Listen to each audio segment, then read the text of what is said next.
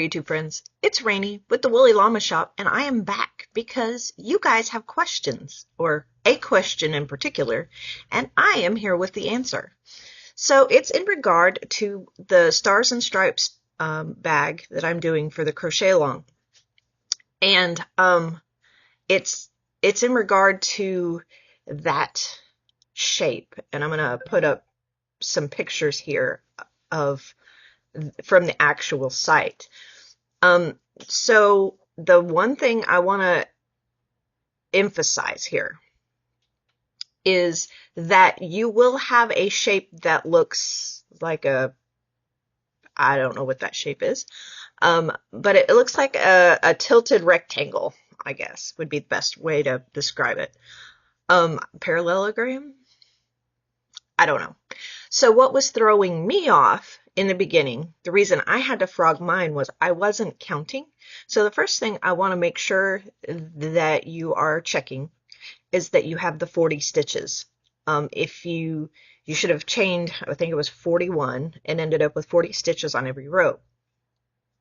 Now, with that being said, if you have your 40 stitches like you're supposed to, and I've got mine here, I've already gone a ways past that point, but so what you're going to do is you're going to, and this is a bit awkward because like I said, I already have the blue part on mine, but you're going to take that first row back around to where your blue row is. And I didn't quite understand the number of rows she wanted because it didn't, I just ended off with a blue row because that's the color I needed.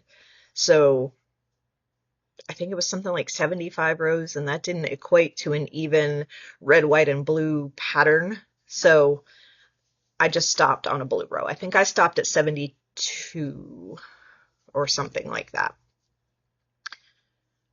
Maybe I went, yeah, I think I stopped at 72. And so then, if you see here, I don't know if you can see that, I took the very first stitch and I slip stitched. So this would be the end of the last row that I crocheted, and I would have a loop on this side, and I just single crochet or slip stitched right into that very first thing, and it folded in half. It was weird, but I just kept those seams lined up, and that is my actual right there. This is my actual slip stitched row where I slip stitched into each and every stitch across. Yes, it's going to be very weird, but when you get done, you should have a tube. You should have a tube, and this end will be open. I've not finished that part yet, or at least I hope I'm not taking y'all down a wrong end, but I'm assuming when we get all done, we're going to close this in. So then, once you have this tube all done, no, and here's my seam right here, this blue one right here. You don't cut it after that. You immediately, and this is my wrong side out, okay? So you immediately start into this blue round at the top. So don't cut it. Just like, I think it's a chain one, and then you start doing a single crochet in each round around. So if you follow my advice and you only do 72 or whatever, that's how many stitches you're going to have around, not 75 or whatever her pattern says. So, and then you go around and around. She said to do it in continuous. I didn't. I did it, and if you can see it, I think right here, I joined it, and that's my join right there. I joined each round, and I did not do the waistcoat stitch. I just did single crochets, because the waistcoat stitch hurts my fingers. And so that's kind of the gist of how I've got that far. And then when you get to the final round of the blue, you still don't cut it.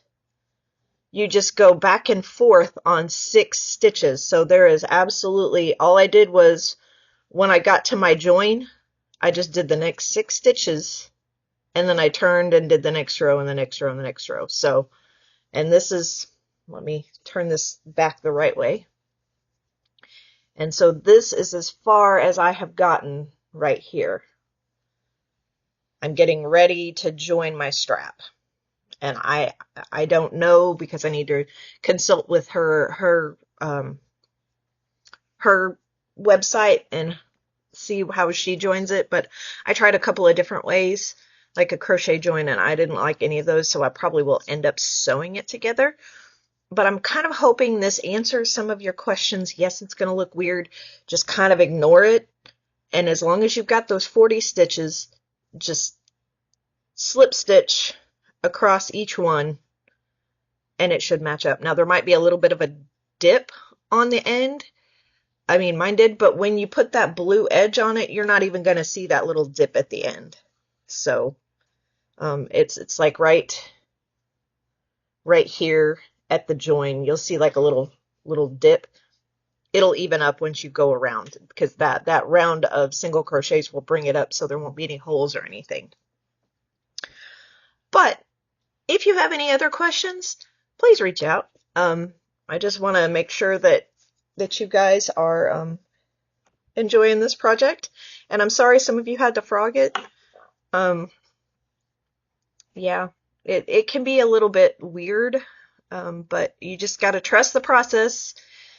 And I mean, mine's turning out now that I've got the right number of stitches. So we'll see. I'm almost done, and I'll be sharing it with you pretty soon. So I love you guys bunches. Take care, and I will see you on the next one.